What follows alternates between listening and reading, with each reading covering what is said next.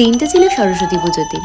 হ্যাঁ জানি তোমাদের সাথে পার্ট 1টা শেয়ার করেছি, বাট পার্ট 2 এর পরে কি হয়েছিল তোমাদের সাথে শেয়ার করা হয়নি, তাই ভাবলাম যে শেয়ার করি কী করেছিলাম। চলো দেখে নিই।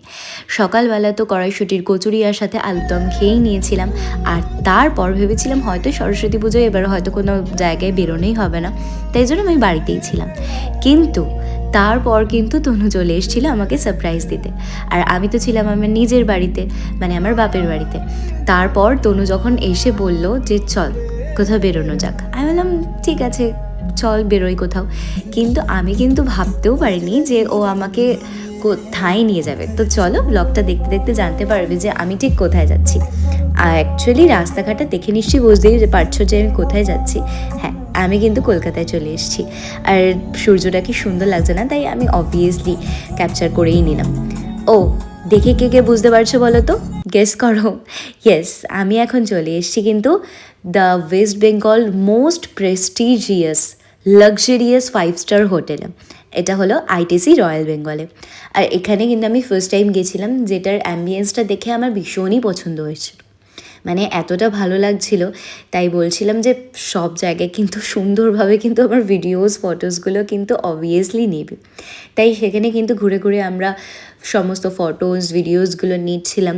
আর সেখানে এই ওয়াটারফলটা কিন্তু আমার সবথেকে বেশি মানে পছন্দ হয়েছিল, যেটা দেখতে ভীষণ সুন্দর ছিল। এমনি এমনি ওটা হয়তো যে 5 স্টার মানে লাক্সারিয়াস হোটেল বলা হয় না, মানে তার অ্যাম্বিয়েন্সটাই সেই রকমভাবেই ক্রিয়েট করা থাকে যে তোমার 5 স্টার বলতে তুমি বাধ্য। দেন অবভিয়াসলি আমরা যেহেতু দুপুরে মানে প্রায় বিকেল টাইমে হয়ে গেছিলো, তাই খুব খিদেও পেয়ে গেছিলো। দেন আমরা রেস্টুরেন্টে চলে গেছিলাম সেখানেরই। দেন আমরা অর্ডার করেছিলাম মাটন বিরিয়ানি অ্যান্ড চিকেন চাপ, বাট সেটা ক্লিপ অবভিয়াসলি নেওয়া হয়নি। কিন্তু তার আগে যে আমাদের কতক্ষণ ওয়েট করতে হয়েছে, মানে অনেকক্ষণই ওয়েট করতে হয়েছে প্রায়।